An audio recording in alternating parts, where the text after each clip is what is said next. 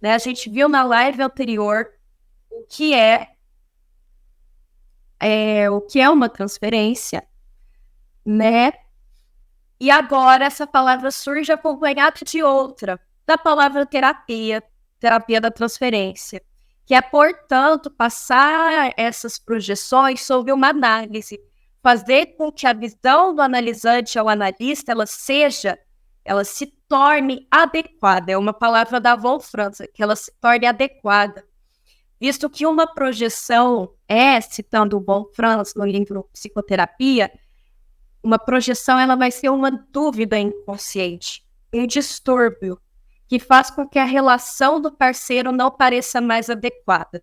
Então, é tornar a visão do analisante ao analista adequada. Há ainda, nessa ocorrência transferencial, aquilo que a gente chama de uma identificação arcaica, da ordem do inconsciente. Né? E eu gostaria de repetir, antes de entrar nessas etapas, nesses estágios, que elas não são uma receita, é um auxílio para a interpretação, é um auxílio para a leitura, é um auxílio para uma discussão clínica, para uma olhada, para um olhar dos casos, né? É uma bússola para a compreensão dessas projeções transferenciais. E, primeiramente, antes de tudo, antes de entrar nessa primeira etapa, né, e antes da própria terapia da transferência iniciar, é interessante atentar, enquanto analista, que há um momento específico, que há um momento para a gente tratar sobre a projeção em análise, para a gente evocar ao analisante que está ocorrendo uma transferência. Primeiramente, há um momento para isso ser falado, há um momento para isso ser tratado, né? Por exemplo, quando emerge um sonho ali que evoca as resistências do analisando, quando a gente percebe uma resistência no analisante, né? Ou quando há um comentário no qual o analista ele pode reagir tratando que seja uma transferência.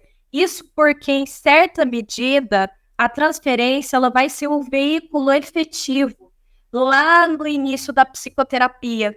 Então, há um momento, né, e é difícil localizar, né, não é tateável, não é algo concreto. Na verdade, a gente vai tateando, né, para saber a hora certa de falar. Você está tendo tal projeção sobre a minha figura. Isso diz respeito ao quê, né? Ao momento certo. Se a gente examinar até mesmo as imagens do Rosário, no livro Abreação, Análise dos Sonhos e Transferência, onde ele vai tratar dessa questão transferencial utilizando imagens alquímicas da alquimia, que são em si mesmas simbólicas, né? Lá nesse livro, a gente observa uma figura aqui comigo no slide. Vou passar aqui para a próxima figura. A figura aqui à esquerda, onde tem o rei e a rainha. É uma figura alquímica onde o Jung utilizou para retratar esse processo transferencial. Vou tratar bem por cima, tá? Resumidamente.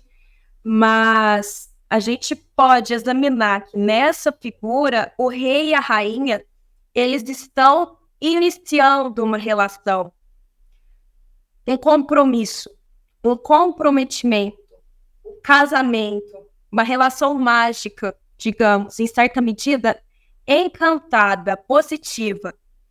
E o Jung, ele utilizou essa imagem como metáfora do processo simbólico, né, como um símbolo do processo transferencial, assim como analista e analisante, eles estão iniciando uma relação de ordem do inconsciente, está se conhecendo inicialmente pelas convenções, né, eu digo pelas personas, estão inicialmente trajados, cada um de início, no início, ocultando partes de si ao outro, até o processo da nudez, né? Quando esse irracional desponta e influencia o processo analítico. O interessante é que, mesmo trajados, mesmo com as convenções, com as personas, né? Há uma familiarização inicial. Eles estão de mãos dadas, a mão esquerda de ambos estão dadas, e o Jung utilizou essa figura alquímica para tratar desse fenômeno transferencial, desse laço emocional, simbolizado pelas mãos dadas, inicialmente ali uma relação ilusória, que é essa familiarização inicial que é necessária, essa conexão necessária para o processo terapêutico iniciar, tá? Que é uma compensação, compensada, então, pela transferência, pela projeção das fantasias infantis, não somente das fantasias infantis, mas também das fantasias arcaicas. E é que, nesse momento do processo terapêutico da transferência, é a matéria-prima do trabalho. Né? Cito Jung, nessa mesma obra, que o médico, ou analista, né, ele usa essas palavras, mas o analista, ele é obrigado a se confrontar com a transferência em certo momento. Mas no início, a transferência aparece como essa possibilidade de criar um laço afetivo. Mas ele é obrigado a se confrontar com ela, a fim de evitar mais um despropósito neurótico. Isso porque é uma familiarização de compensação, tá? E esse tratamento clínico, ele é uma oportunidade rara, inestimável, para retirada das projeções, para compensar essas perdas, digamos, de substância e integrar a personalidade do analisando. Iniciar um processo de integração, de assimilação. Voltando aqui para mim, a gente entra, então, nesse primeiro tópico, nessa primeira etapa, nesse primeiro estágio. Qual é, né, esse procedimento no tocante às projeções de imagens pessoais, a essas representações? Qual o procedimento a essas representações e imagens? E o Jung, ele diz que o Jung vai falar sobre? Ele diz que nesse ponto deve-se fazer com que o analisando apreenda um certo valor subjetivo desses conteúdos, dessas representações projetadas. Então, terão conteúdos, imagens pessoais e impessoais, mas, primeiramente, a gente olha para essas pessoais, parte dessa identificação arcaica com o analista. E essa retirada das projeções infantis da figura do analista, dessas imagens pessoais, ela é feita utilizando aqui uma metáfora, como um olhar para essa sombra escura, pelo confronto com o interlocutor, levando a este quadro aqui na imagem de relação de projeção, que é quando o inconsciente ele entra em jogo, grosso modo, quando conseguimos observar, né, aqui pela imagem, que há uma relação muito interessante de que para esse processo terapêutico de análise acontecer, não basta só uma relação a nível da consciência. Então, a gente tem aqui um modelo básico de transferência, que eu vou trazer ele de uma maneira mais profunda na próxima live, que eu vou tratar do arquétipo curador ferido, né? Mas aqui a gente observa uma relação horizontal entre analisante e analista, ali de início, né? No horizonte, entre a consciência de ambos. Mas também há, por trás disso, a relação do analisante com o seu inconsciente, do analista com o seu próprio inconsciente, uma relação horizontal ali embaixo com o inconsciente de ambos, aquilo que leva à participação mística, aquilo que a gente chama de participação mística, de uma inconsciência mútua, e uma relação onde o inconsciente, ele atravessa ali aspectos do ego, da consciência do analisante e vice-versa. que esse modelo de transferência, a grosso modo, ele quer dizer? Né? De que haverão projeções. A gente entra nesse estado de que, bom, nem todos esses vetores, primeiramente, né, nem todos esses vetores eles vão aparecer, digamos, transparentes. Né? A gente não consegue ver de maneira clara esses vetores.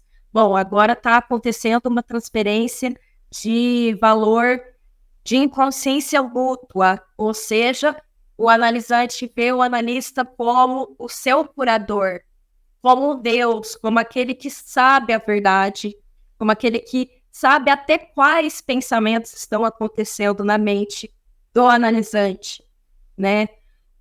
Ou uma contratransferência, que é quando o inconsciente do analista ele é tocado de certa maneira, tem um ponto cego no qual ele é tocado e ele tem um julgamento, um preconceito com a narrativa do analisando. Estou dando aqui alguns exemplos desses vetores, alguns exemplos práticos desses vetores. É difícil eles aparecerem de maneira transparentes, né? Normalmente eles emergem misturados.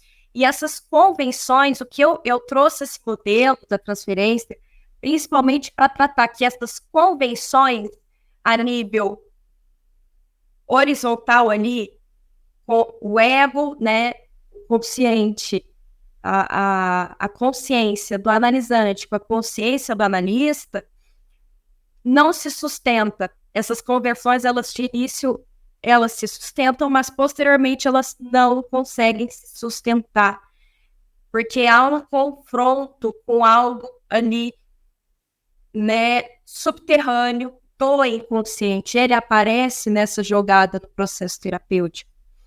E esse quadro, ele mostra inicialmente sobre tudo isso, né? Então, uma derrubada dessas convenções, a persona não consegue se sustentar no espaço terapêutico, porque há essa influência do inconsciente, né? Então, sem esses véus de enfeites, o analisando, ele mostra como ele é. E aí a necessidade de integrar essa sombra ao ego, essas imagens pessoais que no primeiro momento aparecem direcionadas ao analista, né? E essa primeira etapa, ela não tem o intuito de trazer uma perfeição, essa integração da sombra, longe disso, mas sim de uma completude, né? De assumir o seu corpo, trazer para foco também essa esfera animal dos instintos, essa psique primitiva e arcaica, e aí iniciando pela sombra. Então, a primeira etapa, né, ela diz muito sobre a sombra, esse inconsciente pessoal de início, né, nesse desnude das convenções, é onde a psique arcaica ela entra em contato com a consciência. Isso pode ser perigoso, mas abre um espaço para o diálogo, ao essencial, onde eu e o sombra se veem como uma unidade mesmo que conflitiva. Bom, então no início do tratamento da terapia da transferência, as projeções, elas advêm dessas experiências do analisando, inevitavelmente repetidas. Nesse sentido prático, é preciso tratar, o Jung diz, todos os níveis de relacionamento que esse analisando já teve, né? O Jung dá um exemplo muito bom e fala, bom, se a gente trata de alguém que tem estado em muitas casas de saúde, com médicos, né, de tais lugares, e esse analisando projetar tais experiências no analista, aí a gente tem que passar através dessas figuras de tais colegas que o analisando supõe que em parte somos semelhantes a essas pessoas. Então é passar por essa série de pessoas nas quais o analisando localiza a sua realidade, nas quais o analisando localiza não só a sua realidade, mas o seu padecimento, o seu sofrer, a sua demanda implícita e demais questões afetivas até ir na primeira infância. E aí que o Jung diz que isso não termina na primeira infância, que há algo, por exemplo, por trás do pai, há algo ali do avô, né, que tem ali nas palavras de Jung certa parte na sua história até a gente chegar a um coletivo, a uma imagem primordial, a um complexo paterno que diz respeito a um pai que vai ter certas características impessoais e coletivas, né? Mas retornando a esse primeiro estágio, que diz mais respeito ao pessoal, dessas imagens, então, que criam empecilhos à sua vida, é necessário assimilá-las à psicologia do analisando, a sua psicologia, o Jung diz, e descobrir de que forma elas fazem parte dele próprio, né? Quando ele, por exemplo, dando mais por exemplo prático, né? Ele dá valor positivo a um objeto, quando, na verdade, esse valor deveria ser incorporado e desenvolvido pelo analisando. E isso mesmo sobre o lado negativo, isso é a sua sombra, que são esses aspectos positivos e negativos não desenvolvidos. É ver nele próprio também o seu lado negativo e o reconhecimento e responsabilidade, tomar reconhecimento e responsabilidade pela totalidade do ser, pelos seus bons e maus aspectos, né, pelas suas funções inferiores. Em que, alquimicamente falando, é um estado, né, conflitivo, onde o Jung utiliza a simbologia alquímica da Nigredo, onde essas partes obscuras da análise são tratadas, né, onde das convenções, essas figuras trajadas do rei e rainha se desnudam, onde há um banho, portanto, nesse inconsciente, nessa parte sombria, ainda sombria, porque não é de todo sombria, é também potência criativa e positiva, mas há uma morte simbólica daquelas verdades nas quais o analisando se amparava também amparava os seus sintomas, de certa maneira, na repetição, né? E emerge essa necessidade, né, desse banho do inconsciente, emerge a necessidade de reconhecimento consciente das projeções.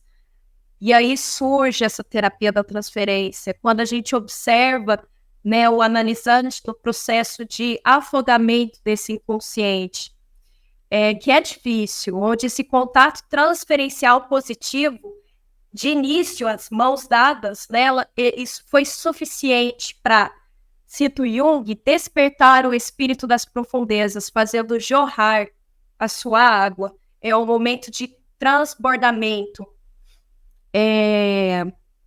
Né, as convenções e a persona, elas são levadas embora nessa enxurrada, né? Falando aqui de maneira bem simbólica.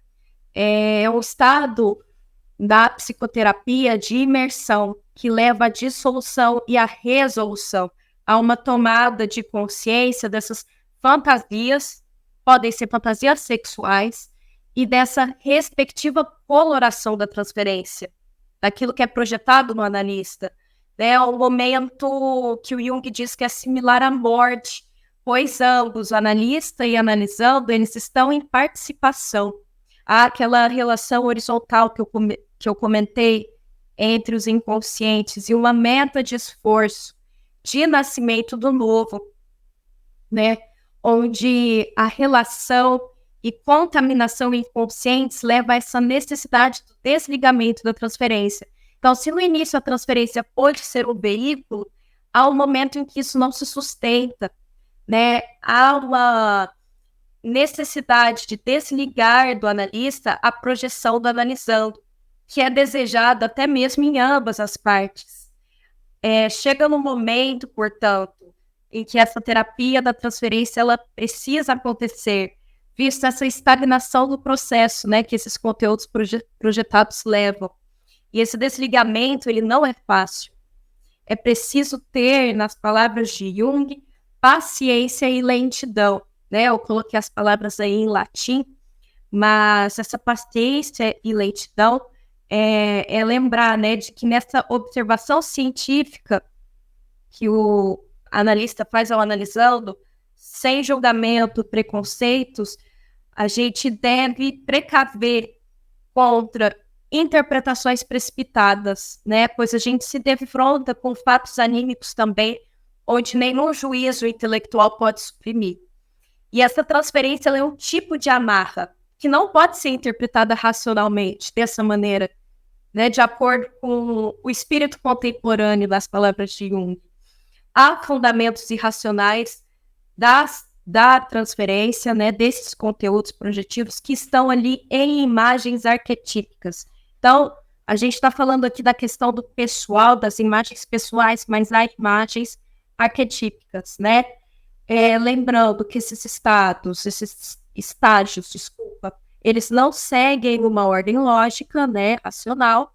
O Jung, ele colocou essas etapas separadas em ordem, né, de conscientização para facilitar o terapeuta, mas esses estágios, eles se mesclam, ora se aproximam, ora se recuam, né? Então, aqui comigo, chegando no berço, chegando no berço da infância e esgotando essas possibilidades da consciência, dessa primeira etapa, surgem esses conteúdos impessoais, essas imagens arquetípicas, por exemplo, como a do Salvador, que eu exemplifiquei, né, que podem ser ativadas e projetadas no analista. Dei o exemplo do Salvador, mas também pode ser algo no sentido negativo, né, de demonizar o analista, o medo, do recuo, de um receio irracional. Então, ainda existe, mesmo após a projeção de imagens pessoais tratadas, há uma transferência ali que não se dissolveu. E aí que vamos agora ao segundo estágio, que demanda esse discernimento, né? Essa palavra, uma diferenciação, discernimento entre conteúdos pessoais e impessoais, em que essas projeções impessoais, diferentes das pessoais que são ali dissolvidas, elas não podem ser destruídas, pois pertencem a elementos estruturais da psique, a funções propositais e compensatórias, ou seja, que regulam a saúde mental, né, em outras palavras, do analisando. São proteções fundamentais que, em situações de pânico, né, por exemplo, elas vêm e permitem que essa pessoa haja de uma maneira instintivamente adaptada, ou seja, elas compensam, elas têm uma importância vital. E é aí que nós, né, não conseguimos dissolver esse conteúdo, mas dissolvemos apenas o ato da projeção e não o seu conteúdo. E não é falando ou analisando, né, que a gente vai resolver isso apontando, né? É algo bem mais complicado. É conseguir, em certo sentido, manter o contato com essa função dinâmica que o inconsciente coletivo é. E aí observamos o aspecto simbólico curador.